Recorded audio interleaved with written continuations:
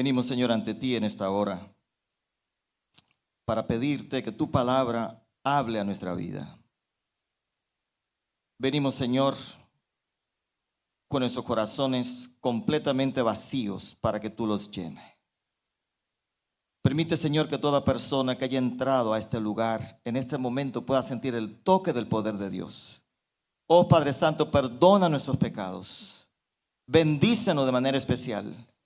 Y permite, Señor, que en este momento tu poder se manifieste en nuestras vidas. Y que bendiga tu palabra. En el nombre de Jesús oramos. Amén.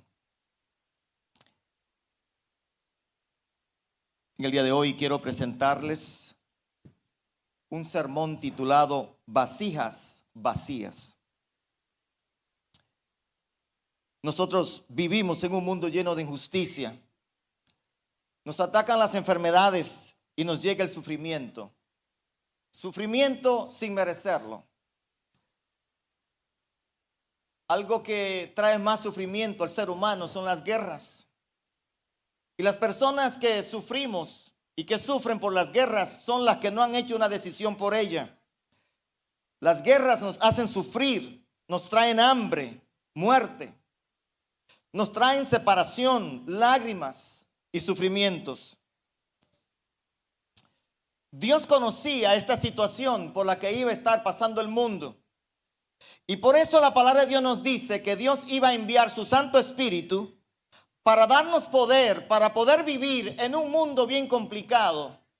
Un mundo de sufrimiento, un mundo de problemas, un mundo en crisis. Y dice la palabra de Dios que en un mundo cuando el ser humano sufre y está en crisis, Dios prometió para el fin del tiempo enviarnos el gran consolador. Un consolador es alguien que nos ayuda en nuestros momentos de crisis. En otra palabra, la Biblia dice que Jesús es nuestro abogado en los momentos terribles de nuestra vida. El Espíritu Santo en su original es la palabra paracletos, que significa uno que está a tu lado para ayudarte. Un abogado, un ayudador, un consejero, un consolador, un intercesor. El Espíritu Santo reemplaza a Jesús como abogado y testigo para consolarnos a nosotros en este momento del fin. Quizás tú sufres y hoy quiero asegurarte que tienes al Espíritu Santo de tu lado. ¿Te has encontrado alguna vez en tu vida en que se han agotado todas las posibilidades y que no sabe qué hacer? Yo me he encontrado así en algún momento de mi vida. Cuando estás enfrentando problemas que no puedes resolver.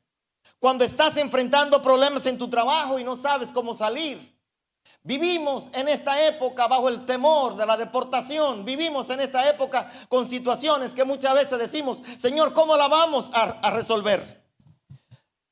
Me ha tocado algunas veces tener que enterrar a alguien y darme cuenta que no sabemos cómo escapar de la soledad, el dolor y el duelo. Cuando tus sueños se han roto y se ha perdido todo vestigio de esperanza. Cuando los sueños de tu juventud se han desvanecido y ya no sabes cómo lo va a revivir. ¿Cómo podríamos nosotros poder vivir en situaciones tales como esta? ¿Cómo podríamos? Lo cierto es que la palabra de Dios nos dice que no solamente la gente del mundo sufre, también los cristianos sufrimos. Y me gustaría decirles que cuando tú aceptas a Jesús y te bautizas, pues todos los sufrimientos y los problemas y las enfermedades desaparecen. Pero eso no es lo que la palabra de Dios nos dice. Acompáñenme al libro de Segunda de Reyes, el capítulo 4 y el versículo 1. Y miren lo que dice la palabra de Dios. Una mujer de las mujeres de los hijos de los profetas clamó a Eliseo diciendo, tu siervo, mi marido, ha muerto. Y tú sabes que tu siervo era temeroso de Jehová. Y ha venido el acreedor para tomarse 2 hijos míos por siervos. Hay desesperación en esta familia. No saben qué hacer. Esta señora comienza a llorar. Y le dice al profeta Eliseo que tuviera en cuenta que su esposo era un hombre temeroso de Dios. La otra cosa que la Biblia nos dice, viene llorando y dice, clamó a Eliseo. Esta familia era una familia de Dios, cristiana, pero también las familias cristianas nos vienen en crisis. Y esta señora, la gran crisis que le vino fue que murió su esposo. Dice, tu siervo, mi marido, ha muerto. Y tú sabes que mi siervo era temeroso de Jehová. Ese hombre era el que proveía todo en la familia. Pero ahora de repente muere.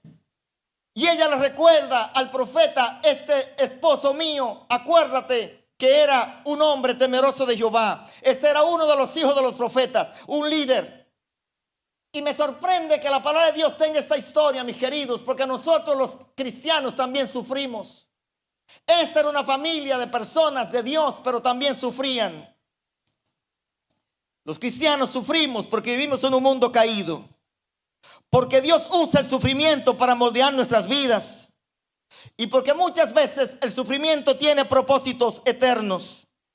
El sufrimiento no es un abandono de Dios, sino que muchas veces Él está trabajando aún cosas mayores en nuestras vidas a través del sufrimiento. Pero el sufrimiento no es el final. Para el cristiano el sufrimiento es solamente temporal, porque Dios ha prometido consuelo, restauración y gloria eterna para nosotros.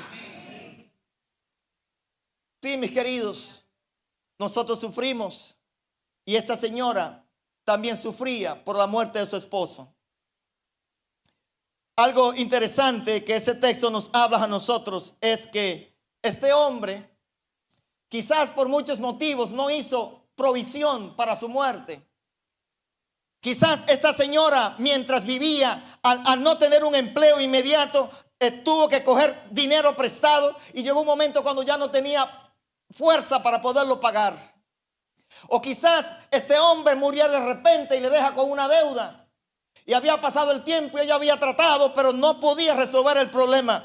Así que, mis queridos, lo que estaba ocurriendo era que el acreedor, y esa era la ley del tiempo, entonces venía, le tomaba parte de la familia y lo ponía a trabajar para que pagaran la deuda. Y ella le dice al profeta Eliseo, y le dice, ha venido el acreedor para tomarse 2 hijos míos por siervos. Yo no sé cuántos de ustedes han pasado por experiencias semejantes y sufren en la vida. El apóstol Pablo en 2 de Corintios, el capítulo 4 y el versículo 17, nos dice que también nosotros los cristianos sufrimos. Y dice la palabra de Dios, pero esta leve tribulación. Algunas veces, mis queridos, nosotros tenemos sufrimientos que nos parecen una eternidad. ¿Cuándo voy a terminar del tratamiento de esta enfermedad? ¿Cuándo voy a terminar? Y todo parece que es toda una eternidad. Y me sorprende tanto que el apóstol Pablo diga, pero esta leve tribulación. ¿Cómo puede ser una leve tribulación? Algo que nosotros entendemos que es una eternidad por lo que estamos sufriendo. Y él dice, pero esta leve tribulación momentánea, la palabra momentánea, leve tribulación. Mis queridos hermanos, para el cristiano nosotros sufrimos y tenemos situaciones en nuestra vida, pero Dios nos dice, eso va a terminar, es una sola leve tribulación. Amén. Momentánea en el nombre del Señor. ¿Cuántos lo creen? Amén. Dice que produce en nosotros cada vez más excelente y eterno peso de gloria. Amén. Nos parece una eternidad, pero el apóstol Pablo dice, el sufrimiento del cristiano no es más que una leve tribulación. Déjenme ilustrarle por qué es una leve tribulación. En una ocasión, una parte de mi vida, yo era profesor de escuela secundaria, como ustedes saben, y enseñaba matemáticas. Y un día me dicen de la escuela, tienes que llevar tus alumnos a Universal Studios. Los muchachos tienen que hacer un trabajo de cómo se mueven los roller coasters, la velocidad, los cambios y todo eso. Y aquí está la hoja para que la llenen y se vayan para Universal Studios. Era en el tiempo cuando apenas comenzaban a abrir ese parque de Universal Studios. Y trajeron un roller coaster que se llama el Hawk. No sé cuántos de ustedes lo conocen. Así que fuimos a Universal Studios y yo nunca me había montado en una montaña rusa de esa. Como habían comenzado las montañas rusas, algunos estudiantes le tenían miedo. Así que yo le estaba motivando a ellos para que se montaran, porque teníamos que hacer la investigación que nos mandaron a hacer. Pero había algunos de ellos que tenían muchas prácticas ya en montarse y quizás no le hacía tanto montarse en la montaña rusa. Pero déjeme decirle que aquí en Estados Unidos hay grandes montañas rusas y el tiempo que tardan esa montaña rusa es poco. Por ejemplo, Kindaka, esa montaña rusa que está en Six Flags, solamente tarda 28 segundos. Steel Vengeance, solamente 2 minutos y 30 segundos, que está en Cedar Point. Space Mountain, ¿dónde está ese Space Mountain? En Disney, solamente tarda 2 minutos y 30 segundos. Y el Hawk, The Incredible Hawk, solamente tarda 2 minutos y 15 segundos. Millennium Force, que está también en Cedar Point, 2 minutos. Y Expedition Forest, que está en Disney, solamente tarda 3 minutos desde que comienza a moverse hasta que termina. Así que nos montamos en el primero, en el Hawk. Y déjeme decirle que yo comencé una oración que dice: si salgo vivo de aquí, Señor. Después noté que tenía más tiempo y dije, bueno, ahora voy a predicar. Di un sermón como de 1 hora y todavía me quedaba tiempo. Y me parece que la cámara me cogió a mí en la parte final. Todos los muchachos tenían las manos así para arriba. ¡Ah! Y yo tenía la cabeza así hacia abajo. Cuando salimos, uno de mis alumnos me dice: profesor, ¿y qué pasó? ¿Qué estuvo mal?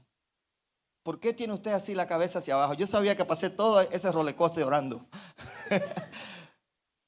Pero me pareció una eternidad. Y me sorprende que solamente eran algunos minutos. Quiero decirte, mis queridos, que muchas veces a nosotros nos parece una eternidad. Pero este sufrimiento del cristiano es solamente una leve y momentánea situación. El Dios del cielo dice que te va a levantar el sufrimiento. Esa foto que se tomó, hoy quisiera tenerla. Pero me sentí tan avergonzado con mis alumnos que amenacé casi con muerte al que la mantenía en el celular. Hasta yo mismo, que la tenía en el celular, la borré. Y ahora digo, quisiera tener esa foto. Pero en esa época la borré. Pero quiero decirle que la vida a veces se parece a una montaña rusa. Tiene subidas, tiene bajadas, y a veces tiene subidas y bajadas emocionantes, bajadas inesperadas, momentos de miedo. Pero quiero decirte que no importa el momento de la montaña rusa, Dios siempre está en el control. Este hombre dejó a su familia con deudas y la esposa no sabía qué hacer con las deudas. La muerte le arrebató al esposo. Ella tenía su vida rota porque ahora tiene que vivir una vida sola. Hay deudas en la familia. Desde que su esposo murió no había dinero para pagar los biles y con el tiempo se habían acumulado. Los acreedores han venido para quitarle sus 2 hijos. La muerte, la soledad y la deuda. No pudieron quitarle la última esperanza que esta mujer tenía. Y la última esperanza para resolver su problema era la esperanza en Dios. Por lo tanto dice la palabra de Dios que vino donde el profeta Eliseo y clamó a él y le dice: mi esposo que amaba a Dios ha muerto. Y aquí estamos nosotros en una situación que yo no sé cómo vamos a resolver, porque las deudas y los biles no sabemos cómo pagarla. Ella le recuerda a Eliseo que su esposo temía a Dios. Y ella no solamente creyó a Dios que Dios podía resolverle su problema, sino que también clamó a Dios. Yo quiero decirte en esta hora que la oración no es tu recurso último. Tu oración es tu primer recurso para Dios. Y lo que estoy aprendiendo de esta historia es que esta mujer tardó mucho tiempo para buscar al profeta Eliseo. Debió haberlo buscado hasta el principio, pero quiso buscarlo cuando ya no tenía ninguna otra solución. Quizás cuando nosotros mismos así queremos buscar a Dios. Pero ella creyó a Dios, que Dios podía resolverle su problema y clamó a él. Y aunque no podía entender todo lo que estaba ocurriendo, creyó que Dios podía hacer algo por ella. Y en este mundo no pienses que siempre que todo te va a salir bien, que no vas a sufrir, que va a venir un milagro y todo se te va a resolver. Mis queridos, este mundo es una montaña rusa y la jornada de la vida tú tienes que saber cómo la vas a seguir. La Biblia dice en Job capítulo 14, 1 y 2, el hombre nacido de mujer, ¿cómo es? Corto de días, ¿y qué? Y hastiado de sinsabores. Sale como una flor y es cortado y huye como la sombra y no permanece. Esa es nuestra vida. ¿Cuántos de ustedes son nacidos de mujer? El hombre y la mujer. En esta época de la Biblia, la palabra hombre significaba el varón y la hembra. Los nacidos de mujer somos como una flor, somos cortados. Como la sombra tenemos que huir y no permanecemos. Y ahí está esta familia. No sé cuántos de ustedes están así en el día de hoy. Vienen con diferentes problemas y cargas a la iglesia. Y en el libro de segunda de Timoteo, el capítulo 4, versículo 2, el texto sigue diciendo, y Eliseo le dijo, ¿qué te haré yo? Declárame qué tienes en casa. Y ella dijo, tu sierva ninguna cosa tiene en casa, sino una vasija de aceite. Y él le dijo, ve y pide para ti vasijas prestadas de todos tus vecinos, vasijas vacías, pero no pocas. Entra luego y enciérrate tú y tus hijos, y echen todas las vasijas, y cuando una esté llena, ponla aparte. Y se fue la mujer y cerró la puerta, encerrándose en ella y sus hijos. Y ellos le traían las vasijas, y ella echaba del aceite. Y cuando las vasijas estuvieron llenas, dio a un hijo suyo, y dijo, tráeme aún otras vasijas. Y él dijo, no hay más vasijas. Entonces cesó el aceite. Y vino ella luego y lo contó al varón de Dios, el cual dijo, ve y vende el aceite y paga a tus acreedores, y tú y tus hijos vivid de lo que quieren. Ella viene pidiéndole al profeta un milagro para que le ayude a resolver su problema. Pero el versículo 2 nos dice que el profeta no hace el milagro, sino que el profeta le hace solamente dos preguntas en el versículo 2. Segunda de Reyes, el capítulo 4, versículo dice que le hace dos preguntas. ¿Qué puedo hacer por ti? ¿Qué te haré yo? Esa pregunta significa, ¿qué puedo hacer por ti? Y la otra pregunta es, declárame, ¿qué tienes en tu casa? ¿Qué es lo que tiene? La mujer espera por un momento y comienza a pensar. Y piensa que todo hubiera sido lo mejor de la vida si Dios hace un milagro con ella y le resuelve su problema. Está hablando con el profeta, pero el profeta no le dice eso, sino que le dice, ¿qué tienes en tu casa? Y ella le dice que no tiene nada. Ninguna cosa tengo en la casa. Tu sierva ninguna cosa tiene en la casa. ¿Qué tienes en tu casa? Ninguna cosa tengo en la casa. Miren, mis queridos, quiero declarar en esta hora que no mintamos. Porque si a nosotros se nos pregunta qué tenemos en la casa y decimos que no tenemos nada, estamos mintiendo. Yo quiero que tú sepas que Dios te ha creado con muchas habilidades, con muchos talentos, y tú tienes algo en la casa, y ese algo es lo que Dios va a usar para hacer un gran milagro en tu vida. Pero esta mujer pensaba que no tenía nada. Su problema lo había tirado al suelo. Su sentido de valía ya lo había perdido. Y ahora le dice al profeta, yo no tengo nada. Y lo poco que tengo, que sería insignificante, porque al fin lo que tengo yo es un poquito de aceite para que no sirve para nada. Una vasija pequeña de aceite. Quizás este hombre de Dios usaba ese aceite quizás para el ungimiento. No era algo que ella podía usar. Por lo tanto concluyó que no tenía nada. En los ojos de ella es nada, pero en los ojos de Dios es algo. Dios siempre parte de lo que tú tienes, y en las manos de Dios lo poco que tienes es suficiente para Él. Pero nunca piense que Dios anda buscando un milagro de la nada o de la inactividad. Si nosotros queremos salir de donde estamos, y si queremos que Dios nos bendiga, tenemos que partir de lo algo que tenemos, y todos nosotros tenemos algo en esta mañana. Muchas veces pensamos que somos insignificantes y que no tenemos nada. Pero quiero decirte que tú tienes algo. Y ese algo que tú tienes es lo que Dios quiere usar para bendecirte. Tú tienes algo. Hoy podría estar pasando por problemas financieros, problemas emocionales y espirituales. Pero Dios te pregunta, ¿qué tienes en tu casa? ¿Qué tienes en tu vida? ¿Qué tienes en tu vida? Esta mujer es un símbolo de la iglesia. Miembros que están desesperados y en crisis tranquilamente entran a la iglesia y no le dicen a nadie porque usted prefiere mantener su crisis en secreto, privado. Pero tú sabes que tú estás sufriendo. Tú sabes que tienes problemas y prefiere sosegadamente y tranquilamente venir a la iglesia y quizás presentar tus problemas a Dios. Esta mujer es un símbolo de la iglesia. Miembros que están desesperados, en crisis. La mujer va de casa en casa buscando vasijas, pero vacías.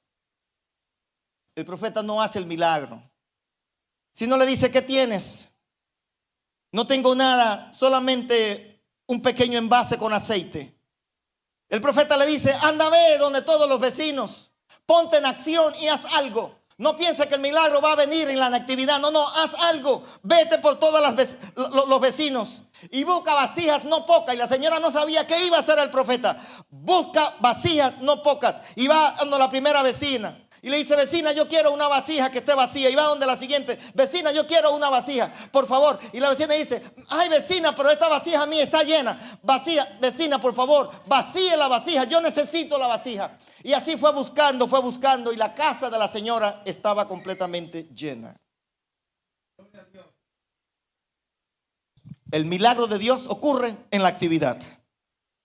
La mujer, los creyentes y la iglesia. Apocalipsis 19, 7 y 8 dice: gocémonos y alegrémonos y démosle gloria, porque han llegado las bodas del Cordero y su esposa se ha preparado, y a ella se le ha concedido que se vista de lino fino y resplandeciente, porque el lino fino es las acciones justas de los santos. Esta mujer representa a cada uno de nosotros, representa a la iglesia, que aunque somos cristianos sufrimos, pero Dios, si nosotros tenemos actividad y si usamos los talentos y habilidades que Dios nos ha dado, Dios puede hacer un milagro en nuestra vida.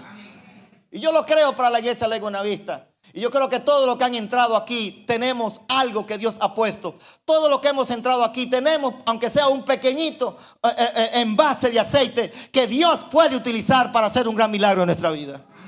Yo lo creo. Y las vasijas, no vasijas rotas, sino vasijas vacías. Gente que desea ser lleno de Dios. Y él le dice: ve por todos los vecinos y busca vasijas vacías. Segunda de Corintios, el capítulo 4, versículos 6 al 9. Nos dice a nosotros que esas vasijas vacías representan a cada persona que quiere ser lleno del Espíritu de Dios.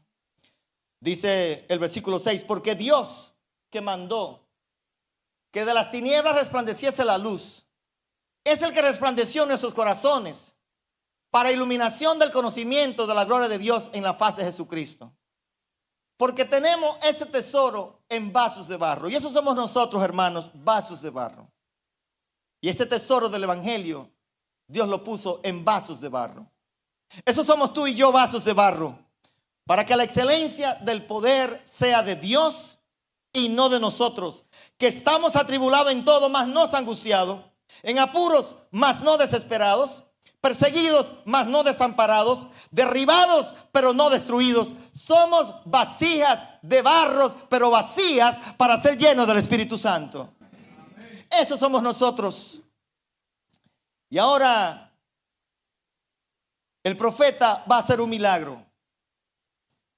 Y el milagro que va a hacer el profeta es simple y llanamente que le dice que se entren al aposento y que vayan tomando de esas vasijas vacías. Y entonces cuando la mujer comienza vertiendo el aceite, no menguaba. Ese aceite representa el poder del Espíritu Santo que tanto la iglesia necesita. Primera de Samuel, el capítulo 16, el versículo 13 nos dice: y Samuel tomó el cuerno del aceite y lo ungió en medio de sus hermanos. Y desde aquel día en adelante el Espíritu de Jehová vino sobre David. Y se levantó luego Samuel y se volvió a Ramá. Samuel unge a David y dice que desde aquel día que lo ungió con aceite, el Espíritu de Jehová vino sobre David. Yo desafío a la iglesia a llenarse del poder de Dios, del Espíritu de Dios. Y para eso tenemos que tener nuestros corazones vacíos. Tenemos que tener el sentimiento de que somos vasijas vacías y sacar todo lo que puede impedir el derramamiento del Espíritu de Dios. Porque cuando el Espíritu de Dios se derrama, el milagro ocurre. Dios manifiesta su poder en nosotros, y como en esta mujer, Dios resolvió su problema. Salmo 23:5 dice: aderezas mesa delante de mí en presencia de mis angustiadores. Ese es el Dios que servimos. Cuando hay angustiadores y hay enemigos, Dios hace un banquete para que vean que Él tiene el poder. Unges mi cabeza con aceite y mi copa está rebosando. Esa copa soy yo mismo, que reboso de gratitud, de gozo, de salvación y de bendición de parte de Dios. Esa copa eres tú, que rebosa de las bendiciones de Dios. Eso eres tú. Santiago 5:14 nos dice: ¿está alguno enfermo entre vosotros? Llame a los ancianos de la iglesia y oren por él, ungiéndole con aceite en el nombre del Señor. Pero hay un grave problema muchas veces con las vasijas. El profeta le dice a la mujer: busca vasijas vacías y no pocas.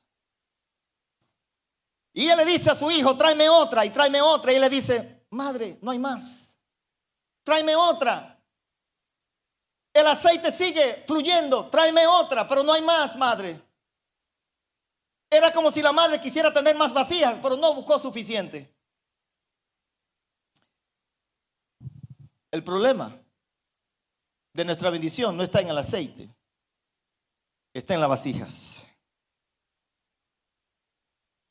El aceite cesó porque no habían más vasijas para llenar. El problema está en las vasijas, no en el aceite. Hoy le pido a Dios que nos llene de su poder. Si tú quieres llenarte del poder del Espíritu Santo, hay aceite suficiente para llenarte. El aceite de Dios no mengua mientras hayan vasijas para llenar. El enemigo quiere esclavizarnos, pero Dios nos da la libertad. Esa señora estaba diciendo eso porque esa era la ley. El libro de Levíticos, el capítulo 25, los versículos 39 a 41, la palabra de Dios dice: y cuando tu hermano empobreciere, miren la Biblia, y cuando tu hermano empobreciere, estando contigo, y se vendiere a ti, no le hagas servir como esclavos, porque los judíos también estaban haciendo lo mismo. La ley del pueblo y la ley en Egipto era que cuando usted empobrecía, usted tenía que pagar como esclavo para poder pagar la deuda. Y Dios le dice a los hebreos: no hagan como los demás, por favor. No lo traten como esclavo. Trátenlos más bien como criado, como extranjero. En el versículo 41 dice: entonces será libre de tu casa, él y sus hijos, en el tiempo del jubileo. Y volverá a su familia, y la posesión de sus padres se restituirá. Pero la viuda, que parece ser que estaba debiendo a personas que no estaban haciendo esta práctica, temió perder sus hijos, su esperanza y su futuro. Pero en este momento te declaro que el Espíritu Santo nos da la libertad más grande que podamos tener, que es la libertad sobre Satanás. Él quiere cobrarnos, es el acreedor. Pero hoy declaramos que nosotros pertenecemos a Dios, que es Dios el que nos ha comprado y que somos libres en Él, y que no vamos a permitir que el enemigo nos esclavice y nos convierta siervos de Él para hacer con nosotros lo que Él quiere. Muchas veces nuestra deuda, nuestra desobediencia es demasiado grande, pero quiero declarar a Satanás y a todos los que están aquí que Jesús pagó la deuda en la cruz del Calvario. Y que nosotros no tenemos deuda que pagar, porque fue pagada en la cruz del Calvario y somos libres en Cristo Jesús. Por lo tanto, lo único que tenemos que decirnos: Señor, llénanos del aceite del Espíritu Santo, porque pertenecemos a Dios. Y si pertenecemos a Dios, Dios es nuestro dueño. El libro de Primera de Corintios, el capítulo 6 y el versículo 20 nos dice: porque habéis sido comprados por precio. Glorificad pues a Dios en vuestro cuerpo. ¿Qué cosa hemos sido nosotros, hermanos? Comprado. ¿Cómo? La deuda fue paga. Hemos sido comprados por precio. Glorificad pues a Dios en vuestro cuerpo y en vuestro espíritu. Nuestro cuerpo y nuestro espíritu, los cuales son de Dios. Somos de Dios. Yo soy de Dios. Y lo que tenemos es de Dios. Todo lo que tenemos pertenece a Él, incluyendo a nosotros mismos.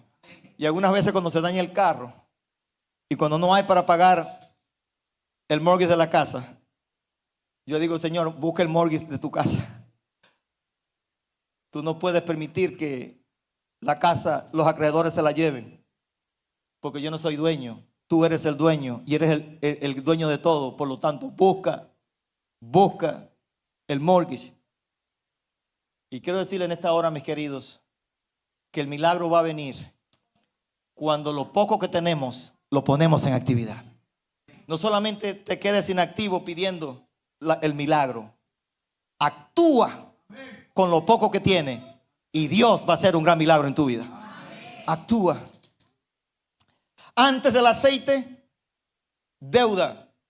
Después del aceite, la deuda pagada completamente. Antes del aceite, miedo a esclavitud. Pero después del aceite, libertad y paz. Antes del aceite, grito por ayuda. Pero después del aceite, testimonio de provisión. Antes del aceite, hijos esclavizados. Pero después del aceite, hijos restablecidos. Antes del aceite, una persona sin esperanza. Pero después del aceite, un futuro en abundancia. Yo prefiero vivir mi vida siguiendo a Jesús. Porque cuando lo tengo a mi lado, tengo confianza en el futuro, confianza en el presente. Y me da la certeza de que como me ha ayudado en el pasado, así mismo también me va a ayudar en el futuro. Creo en mi Dios. Y creo que Dios tiene el futuro mío en sus manos.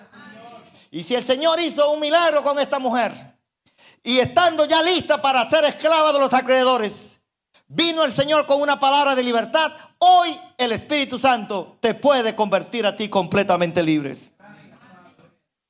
Dios puede llenar nuestra vida vacía de su Santo Espíritu. Dios puede tomar nuestra deuda y cancelarla. Dios puede tomar nuestra esclavitud y convertirla en libertad. El libro de San Juan, el capítulo 8, el versículo 36 dice: así que si el Hijo os libertare, seréis verdaderamente libres. Libres del pecado. Jesús no se refiere a una libertad física o política, sino a una libertad física, una libertad eterna y espiritual. Jesús nos liberta. Este texto dice que si el Hijo os libertare, libres de culpa y condenación. Jesús nos libera de la culpa y de la vergüenza, de la condenación eterna. Muchas veces hemos hecho cosas terribles en nuestra vida que nos da vergüenza, pero Jesús nos quita la vergüenza. En Él no hay más castigo porque Él lo llevó todo en la cruz del Calvario. Jesús no anda buscando personas para castigarlas. No, Él llevó nuestras enfermedades y nuestro castigo en la cruz del Calvario para que nosotros pudiéramos tener salvación y vida eterna. Él es nuestro libertador. Nadie más es nuestro libertador. Libres para vivir como hijos. La verdadera libertad no es hacer lo que quiero, sino ser libre para hacer lo que Dios quiere que yo haga. Jesús nos adopta como hijo y nos da una nueva identidad, con dignidad, con compromiso y con poder para vivir la vida cristiana. Libres para servir y amar. La libertad que Cristo nos da no es egoísta. Es una libertad que nos capacita para amar a Dios y al prójimo, para perdonar, para vivir con sentido eterno. Libres para servir y amar. Ustedes saben, esa persona que tiene un sentimiento que no se puede liberar de él y está en una cárcel, el Espíritu Santo te hace libre para amar a Dios y amar a tu prójimo. Para perdonar a los que te han ofendido. Libres para servir y amar. Libres para vivir con un sentido eterno. No sé cuál de ustedes en esta hora quiere decir: Señor, yo estoy pasando por situaciones difíciles, pero yo clamo a ti ahora. La oración no es mi último recurso, es mi primer recurso. No es mi último recurso, es mi primera arma.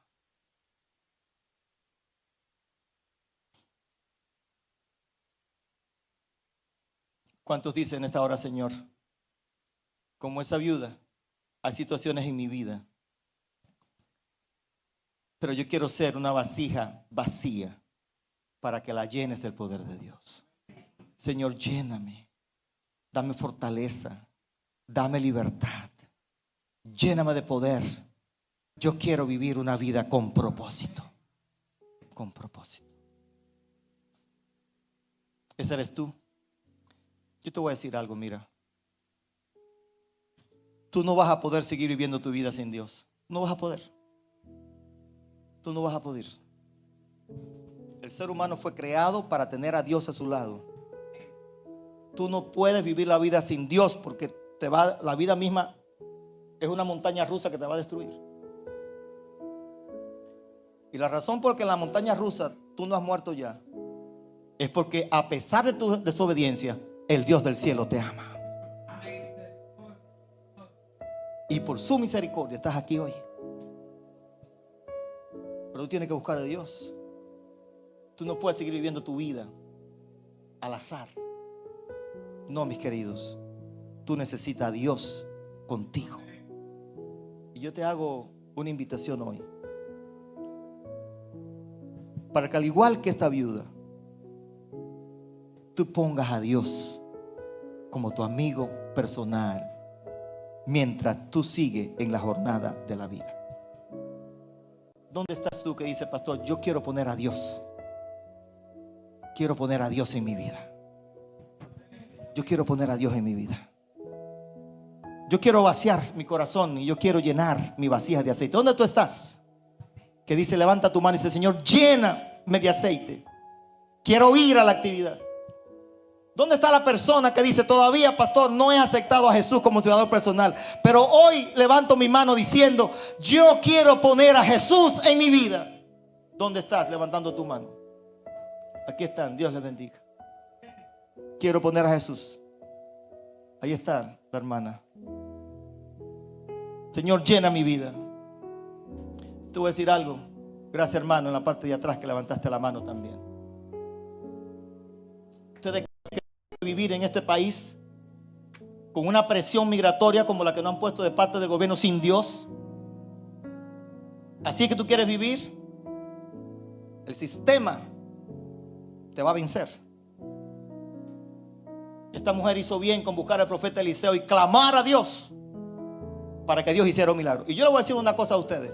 Hay crisis en este país hoy, pero Dios puede hacer un milagro. Yo creo en el Dios de los milagros, pero creo en el Dios que llena también a las personas cuando nos vaciamos y sacamos las cosas del mundo y decimos, Señor, lléname de tu poder y de tu aceite.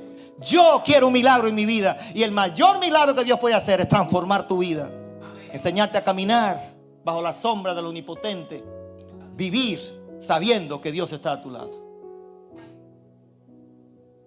Yo le voy a pedir a las personas que levantaron su mano, que dijeron que todavía no se habían bautizado, que levantaron su mano. Yo quiero orar por ustedes. Pónganse de pie, por favor. Pónganse de pie. Todos los que levantaron su mano, que todavía no se habían bautizado. Gracias, hermana. Gracias. Hay una persona en la parte de atrás también. Ya ha sido bautizada. Hay alguien más aquí que no ha sido bautizado, que quiere ponerse de pie y decir, pastor, yo quiero comenzar mi vida con Dios. Quiero comenzar mi vida con Dios. Hay situaciones en mi vida, pero yo no quiero caminarla solo. Yo quiero a Dios. No hagas tu decisión. Dios te bendiga, Estefanía. No hagas tu decisión lo último de la vida. Qué triste, hermanos. Si esta mujer no clama a Dios, el milagro no hubiera ocurrido. Dios es el que puede hacer el milagro y solucionarte tu problema. Tú no puedes por ti mismo. ¿Cuándo lo vas a entender? Has luchado tantas veces solo y no ha podido. Y hoy Dios te dice, inténtalo una vez más conmigo. ¿Hay alguien más? Gracias, hermana, por ponerte de pie. Dios te bendiga. A los hermanos que quisieran en esta hora que Dios los llene de poder, pónganse de pie conmigo. Yo quiero orar por ustedes. Aquellos que dicen, Señor, hay cosas en mi vida que tengo que vencer. Ayúdame, Señor, a ser libre. He estado luchando solo y no le he dicho a nadie mis problemas de manera privada. Pero tú sabes, Señor, que tengo situaciones. Y yo quiero clamar a ti. Y como esta viuda, hoy recibo por fe tu milagro. Yo voy a ir a la actividad, Señor. No me voy a quedar solo. No es cierto que yo no tengo nada. Yo tengo algo. Hay cosas en mi vida que yo tengo. Quiero que las use y que me dé poder.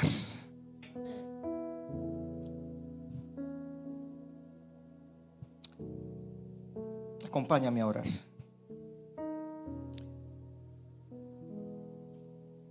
Señor, cuántas veces hemos venido ante ti con nuestros problemas y dificultades. Y en este mundo de problemas, nosotros los cristianos también sufrimos. Esa historia fue escrita para dejarnos ver a nosotros que también los cristianos enviudamos, tenemos deudas, tenemos situaciones, pero la oración no es nuestro último recurso, es nuestro primer recurso. Hoy venimos a ti, Señor. ¿Cuántas personas, Señor, están aquí en esta iglesia que quizás han perdido sus esposos? Como esta mujer, han perdido sus esposas. Tenemos temor, no sabemos qué hacer. Pero confiamos la promesa del Señor que dice que el que habita al abrigo del Altísimo morará bajo la sombra del Omnipotente. Dios es el Dios omnipotente. Para personas aquí que tienen el deseo de entregar su vida a ti, permite, Señor, que tú le puedas dar la libertad y que Satanás, el acreedor, lo suelte porque haya encontrado la libertad en Cristo Jesús. Señor, en el día de hoy no queremos salir de esta iglesia solamente pensando en problemas, sino queremos pensar en la libertad que podemos conseguir en Cristo Jesús. Porque si el Hijo os libertare, seréis verdaderamente libres. Hoy quiero poner, Señor, los hermanos que tienen problemas migratorios en este país, que sufren con temor y situaciones. Yo sé que tú eres un Dios todopoderoso y al fin todo va a obrar para bien, porque estás en el control, Señor, de este mundo y no vas a permitir que Satanás nos esclavice. Hoy declaramos libertad a través del Hijo Cristo Jesús. Él es el que nos libera. Y ahora, Señor, te pedimos que vacíe nuestro corazón y que los llene del aceite del Espíritu Santo. Somos vasijas vacías. Llénanos, Señor. Llénanos del Espíritu hasta que rebose, hasta que podamos compartir con los demás, con el prójimo, y vean en nosotros el poder de Dios en nuestras vidas. Hoy, Señor, somos vasijas vacías. Permítanos buscar una más, una más, una más. Y mientras haya una más, el aceite no se agota. Una más y el aceite no se agota. Oh Señor, llénanos del aceite del Espíritu Santo. Bendice tu iglesia. Sana tu iglesia, Señor. Oh bendito Consolador, consuélanos. Gran consejero, danos consejos. Abogado, defiende nuestra causa. Sánanos, Señor. Sana nuestras heridas y haz un milagro en nuestras vidas. En el nombre de Jesús oramos. Amén.